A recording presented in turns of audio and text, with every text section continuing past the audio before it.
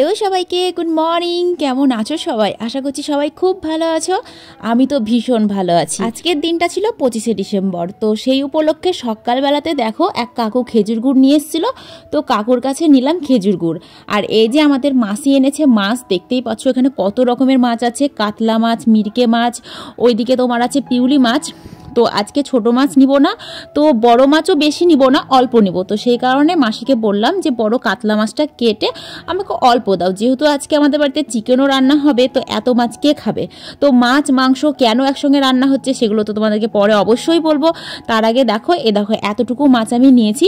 আর আমার না ওই নাভির কাছকার মাছটা খেতে বেশি ভালো লাগে, তাই যখন গোটা মাছ নিই তখন তো গোটাই নিই, আর যখন আমি কেটে মাছ নিই তখন কিন্তু আমি ওই নাভির কাছকার মাছটাই নিই। মানে নাভির কাছে যে তেল তেলে ভাবটা থাকে না, ওই জিনিসটা খেতে না আমার প্রচণ্ড ভালো লাগে। তো দেখো আমি মাছ নিচ্ছি, আর আমার ফুটবল, পচি, ভলুর দাদু সবাই আমাকে একেবারে ছেঁকে ধরেছে। তো মাসি আবার জিজ্ঞেস করলো যে মানে কিভাবে মাছটা কাটবো। তো মাসিকে বললাম যেভাবে পারো সেভাবেই কেটে দাও, তবে ভালো করে কেটো। তো মাসি আবার মাসির মনের মতন করে মাছটা কেটে দিল। তো এদিকে দেখো সকালে সমস্ত কাজ কাম হয়ে গেছিলো আমার, ঘুম থেকে উঠেই সব কিছু করে নিয়েছিলাম।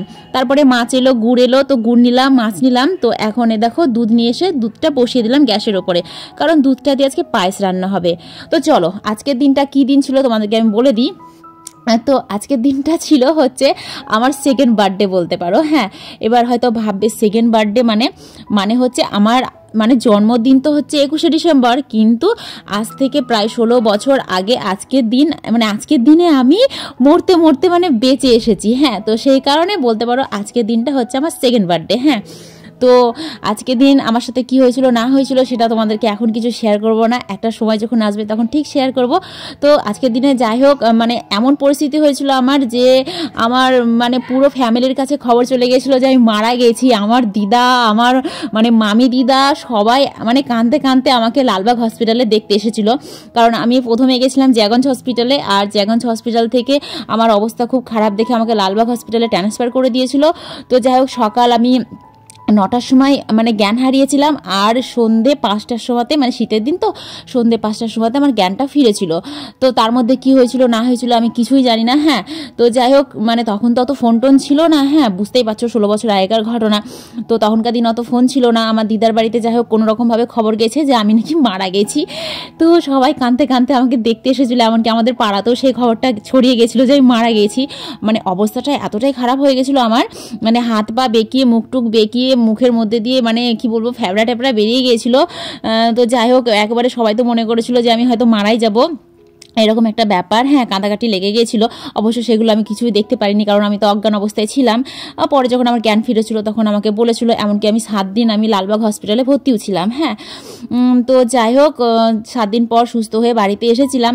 তো এটাই হচ্ছে কারণ যে আজকের দিনটা আমার হচ্ছে সেকেন্ড বার্থডে। সত্যি বলছি, আমার সেই সময় যে অবস্থা হয়েছিল, আমি যে বেঁচে ফিরেছি এটাই মানে আমার কাছে অনেক বড় একটা ব্যাপার বলতে পারো। নইলে আমার মানে মরা আজকে 16 বছর হয়ে যেত।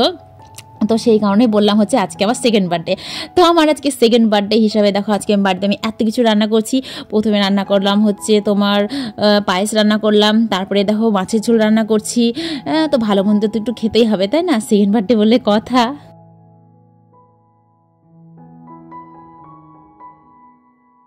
তো প্রথমে রান্না করেছিলাম পায়েস, আর এক পাশে রান্না করেছিলাম হচ্ছে ফ্রাইড রাইসের ভাত। তারপরে মাছের ঝোলটা রান্না করলাম। এখন রান্না করব তোমার হচ্ছে মাছের তেল দিয়ে পালঙের শীষ। তো এই যে সবজিগুলো দেখছো এগুলো সেই আমি মানে 21 তারিখে কি 22 তারিখে কেটেছিলাম। আজকে হচ্ছে মানে 25 তারিখ। এর মধ্যে মানে আমার শীষ রান্না করা হয়নি, সেই কারণে ধরো সবজিগুলো কেটেই রাখা ছিল। শীতের দিন তো সেই কারণে ধরো নষ্ট হয়নি। তো সবজিগুলো যেহেতু অনেকদিন আগে কাটা হয়েছে, তো এমনি খেতে তো আর ভালো লাগবে না, তাই ভাবলাম মাছের তেলটা দিয়ে রান্না করি। তাহলে কি বলো তো, মাছের তেলের স্বাদে কিন্তু সবজিটা খাওয়া হয়ে যাবে। আর আমি সত্যি বলছি এই মাছের তেল দিয়ে কোনো তরকারি রান্না করলে না সেটাও খেতে ভালোবাসি। মানে কি বলবো, আমি সব প্রায় খেতে ভালোবাসি। আমি মেয়ে মানুষ তো, আমার কোনো মানে না নেই যে এটা খাবো না বা ওটা খাবো না। ছোটো থেকে আমাদেরকে এভাবেই বড় করেছে যে মেয়েদের না করতে নেই, মানে যা পাবে তাই খেতে হবে। তো সেরকমভাবেই ধরো যা পাই তাই খায়, আমাদের অত না নেই। হ্যাঁ, তো আজকে বাড়িতে প্রচণ্ড চেঁচামেচি হচ্ছে, তার কারণ আমি যে সময় ভিডিওটা এডিট করছি সেই সময় আমার ছেলে আর আমার ভাইয়ের মেয়েটা প্রচণ্ড চিৎকার করছে, খেলাধুলা করছে। তো সেই কারণে যাই হোক একটু রেকর্ডিং হয়ে যাচ্ছে ওদের কথাগুলো। তো ওইদিকে পালং শীষটা রান্না করলাম, আর এখন করছি তোমার হচ্ছে ফ্রাইড রাইস। তো তার জন্য একটু তেজপাতা আর গোটা গরম মশলা সাদা তেলের উপরে দিয়ে একটু ভেজে নিয়ে তার মধ্যে দেখো সবজিগুলো দিয়ে, এখানে সবজি বলতে তোমার বিন, ক্যাপসিকাম আর গাজর আছে। তো সেগুলোকে একটু লবণ আর চিনিতে ভেজে নিলাম, কারণ লবণ চিনি না দিলে কি হয় বলো তো, পরে যদি ভাতের সঙ্গে যে লবণ চিনিটা দেওয়া হয় না, সেটা তখন আর ওই সবজির মধ্যে যায় না, তখন সেটা পেনসা লাগে খেতে। আর আমাদের ঘরে কি বলো তো, কাজু কিশমিশ এগুলো কিন্তু আনাই থাকে। তো কিশমিশটা থাকলেও না কাজুটা প্রায় শেষ হয়ে গেছিলো, আমি খেয়াল করিনি, ভেবেছিলাম আছে। তো যাই হোক অল্প কটা ছিল দেখে মানে কিশমিশটা বেশি হলেও কাজুর ভাগটা একটু কম হয়ে গেছে। তো দেখো ফ্রাইড রাইসের যা যা লাগে সব কিছু দিয়ে ফ্রাইড রাইসটাও রান্না করা হয়ে গেছে। সবশেষে ঘি দিব বলে দেখো ঘিটাকে পাশে গরম করতে দিয়েছিলাম, কারণ ঘিটা একেবারে শক্ত হয়ে গেছিল, গরম না করলে তো গলবে না। তো দেখো গলে যাওয়ার পরে ঘিটাকেও দিয়ে দিয়েছি, সঙ্গে লবণ, চিনি আর তোমার ফ্রাইড রাইসের যে মশলাটা দেয় আর কি, সেই মশলাটাও দেওয়া হয়ে গেছে। আপাতত আমার ফ্রাইড রাইসটা রান্না করা কমপ্লিট হয়ে গেছে। এবার ফ্রাইড রাইসটা এদিকে নামিয়ে নেব। এদিকে দেখো পাশের গ্যাসে আমি মাংসটাও রান্না করছি, মাংসটাও প্রায় হয়ে গেছে, শুধু একটু গরম মশলা দেওয়া বাকি আছে। গরম মশলা দিয়ে তারপরে এটাকেও নামিয়ে নেবো। যাই হোক, তো লাস্টে করছি তোমার হচ্ছে নর্মাল ভাত, কারণ ভাতটা যেটা করেছিলাম এর আগে সেটা তো ফ্রাইড রাইসের ভাত করেছিলাম। আর আমাদের বাড়িতে ফ্রাইড রাইসটা কি বলতো, মানে আমার বর খুব একটা পছন্দ করে না খেতে, ওর মানে ভাতটা লাগবেই। তো সেই কারণে ধরো আরও ভাতটা রান্না করছি।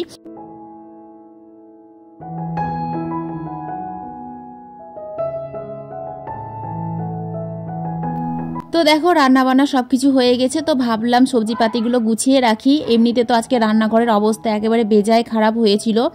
তো সবজি পাতিগুলো সব গুছিয়ে গাছিয়ে ও দেখো ঝুড়িতে ভরে দিয়েছি। তো ওখানে কিছুটা আটলো না দেখে আবার দেখো বড় গামলাটা নিয়ে আসলাম। বড় গামলাটাতে তোমার পেঁয়াজ টিয়াজ যেগুলো আটলো সেগুলো বড় গামলাতে রেখে দিলাম। আসলে রান্নাঘরটা খুব ছোট, তো সেই কারণে ধরো জিনিসপত্র রাখাটা না খুব একটু অসুবিধাই হয়। তো যাই হোক রান্নাঘরটা পরিষ্কার করে নিয়েছি। তো এদিকে দেখো ঘর বাড়িটা একটু পরিষ্কার করে ঝাড় দিয়ে নিচ্ছি, কারণ খেতে হবে, কারণ আমাদের বাড়িতে জানোই তো সব কত কি থাকে। তো তাদের জন্য ঘর বাড়িটা আমার একটু বেশি নোংরা হয়, কিছু করার নেই। আসলে আমি ওদেরকে খুব ভালোবাসি, তো সেই কারণে ওদের পেছনে হাজার খাটতে হলেও না আমার বিরক্ত ভাবটা আসে না। যতই নোংরা করুক আমি ততই পরিষ্কার করি, তার জন্য না। আসলে মেন কথা হচ্ছে আমাকে যে ভালোবাসে তাকে আমি ভালোবাসি, তার জন্য আমি মানে খাটতেও রাজি আছি, মরতেও রাজি আছি। কিন্তু যে আমাকে পছন্দ করে না তার জন্য ভাই আমার মনে কোনো জায়গা নেই। তো যাই হোক কথাটা সবার জন্য না, যারা আমাকে পছন্দ করে না একমাত্র শুধু তাদের জন্য। যারা আমাকে ভালোবাসে তাদের জন্য তো আমার ভালোবাসা অবিরাম আছেই, এমনকি আমার বাড়ির দরজা তাদের জন্য সব সময় খোলা আছে। তো যাকে ঘর বাড়ি মানে ঝাড়ঝুট দিয়ে পরিষ্কার করে নিয়েছি। তো ভাবলাম মুছে ফেলি একটু।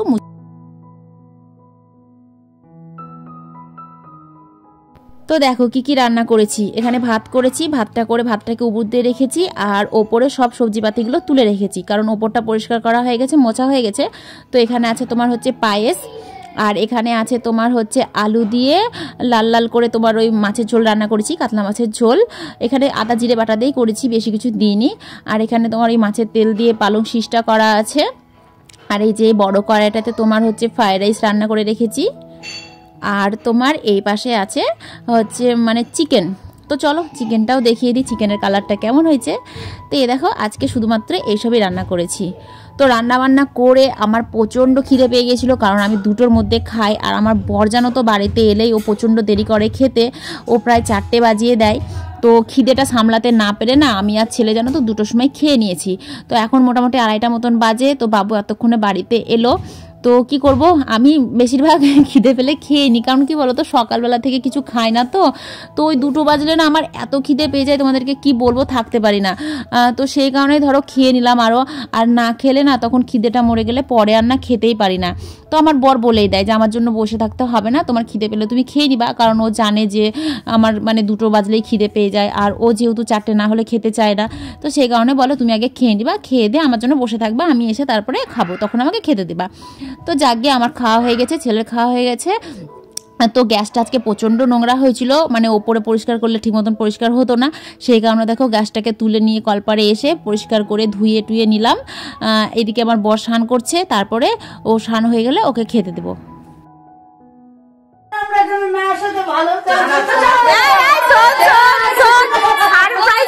এটাই না, তোরা আমাকে সারপ্রাইজ দিয়েছিস বাবা, আমি কত খুশি বাবা বলতো। এই যে কাপগুলো দেখি,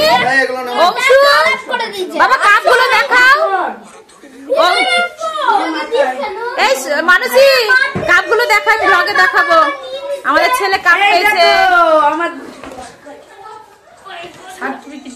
হ্যাঁ মানসীর ছেলে 2টো কাপ পেয়েছে।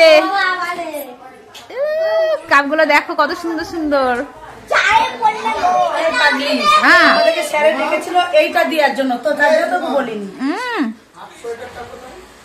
কোন হাফ সোয়েটার?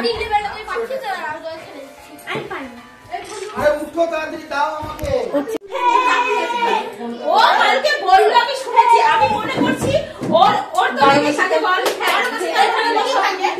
হ্যাঁ এই তো হলো সামনে ছবিতে থেকে ভালো লাগে। আমার সোনা মনে বসো বসো বসো বসো বসো। আমি এই বছরে দুদিন আমি কেক কাটলাম, সেদিন ছিলাম না, তা সেদিনই আসলাম।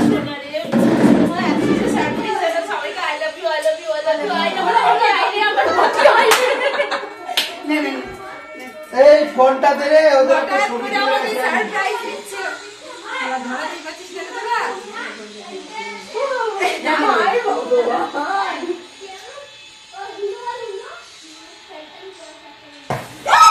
Happy birthday to you, happy birthday to you, happy birthday to you, happy birthday to you. আরে আমার ছুটকি রে লেখা রে, না না না না গালে কেক লাগাবি না, আমরা দুটো মশলা দিয়ে কাটলো কাটলো, তুমি দেখলা কাটলে দেখলা। আচ্ছা ওটা ফটো তো না না না করনি, তুমি তো অন করনি গো, এই ভিডিও অনই তো করনি। চলছে চলছে চলছে, টাইমার কোথায়? নিচে চলছে চলছে চলছে, কেটে দিবে পরে কাট দেখা আছে ভাই, কালে পরে খাস। আচ্ছা চলে দিলাম। আচ্ছা এবার উঠতে পারি? হ্যাঁ যাও তোমার কাজে থাকবে। আমি এই বছর দুবার কেক কাটলাম, জীবনের প্রথম। আমাকে আমার বান্ধবীরা এত সুন্দর সারপ্রাইজ দিয়েছে, কি বলবো ওদেরকে থ্যাংক ইউ বললাম, ছোট করবো না। কালকে আমাকে এই যে আমার ছোটা বান্ধবী আমাকে ইঙ্গিত দিয়েছিল, কিন্তু ওর 12 বছর তেমন লেগেই থাকে। আমি মনে হচ্ছে সত্যি সত্যি অন্য কারো বার্থডেতে যাবে। কত ইংলিশ দিলাম রে, আমাকে সুদীপটা শুধু ঘুচে দিচ্ছে না। বলে তোরা আগে থেকে জানতে আমরা তো প্ল্যান করে আসলাম কলকাতা, আমি তো জানি যে আমরা তো সেদিনই আসলাম কলকাতা গেলাম, তাই সেদিন প্ল্যান করেছিলি। হ্যাঁ সেদিন থেকে তোরা প্ল্যান করেছিস, আমাকে জানাস নি? আমরা জানিয়ে করব। আমাদের লোক গেল, ওরা এলো, আমাদের লোক গেল, তখন তো হলো। হ্যাঁ আমরা তো আমরা তো কলকাতা গেছিলাম। বলো মাসি মনিরা দেখো আমাকে কত সারপ্রাইজ দিয়েছে। মাসি মনিদেরকে আই লাভ ইউ বলে দাও। বিরিয়ানি খেতে দেয় না, খা খা তোরা খা। আসি সন্ধ্যের সময় আমরা বাড়িতে বসে বসে সবাই চা খাচ্ছিলাম। তারপরে হঠাৎ দেখি এই 3 মূর্তি আমাদের বাড়িতে এসছে। তো প্রথমে বলছিল ক্যারাটাতে এসছিল, তো সেখান থেকে আমাদের বাড়িতে এসছে। তারপরে দেখি ওরা কেক টেক বের করেছে, কেক কাটাকাটির জন্য একেবারে আয়োজন শুরু করে দিয়েছে। তো বলে নাকি যে তোর বার্থডেতে তো আমরা ছিলাম না, মানে দুজন কলকাতায় গেছিলো আর একজনের বাড়িতে তোমার কুটুম এসেছিলো, সেই কারণে আসতে পারিনি। তো সত্যি বলছি, মানে আমি ভাবতে পারিনি যে আমার যেদিন জন্মদিন ছিল সেদিন না এসে ওরা যে আজকে আমার জন্মদিন পালন করতে আসবে, এটা সত্যি বলছি আমি স্বপ্নেও ভাবতে পারিনি। তো সত্যি আমি না মানে কি বলবো, এত খুশি হয়েছি, মানে জীবনে আমাকে এইভাবে কেউ কোনোদিন মানে সারপ্রাইজ দেয়নি। এই প্রথম আমি ওদের কাছে এত বড় একটা সারপ্রাইজ পেলাম। সত্যি বলছি, আমাকে কেউ এইভাবে আমার জন্মদিনে মানে কেক নিয়ে এসে আমাকে চমকে বলেনি যে আয় কেক কাটবি। তো এরাই প্রথম আমাকে আজ এইভাবে মানে কেক নিয়ে এসে কাটিয়ে আমাকে একটা কি বলবো বড় একটা উপহার দিয়েছে। তো যাকে আজকে আমি মানে মন থেকে মানে খুব খুশি হয়েছি এদের জন্য। তো দেখো ওরা হঠাৎ করে এসেছিল বলে বাড়িতে যা ছিল পায়েস মিষ্টি তারপরে চপ ঝালবড়া নিয়ে এসে ওদেরকে খাওয়ালাম। সবাই মিলে খুব আনন্দ ফুর্তি করলাম। তো এখন সবাই বাড়িতে যাচ্ছে। তো যাই হোক আজকের ভিডিওটা এখানে রাখি, কেমন? সকলকে টাটা, গুড নাইট। ওরা এদিকে বাড়ি যাবে, যেহেতু 3টে মেয়ে এসেছে এতগুলো বাচ্চা নিয়ে, তো বাড়ি যেতে একটু টাইম লাগবে। তো যাই হোক টাটা সকলকে। হ্যাঁ, আবার কালকে তোমাদের সঙ্গে মানে সকালবেলায় দেখা হচ্ছে।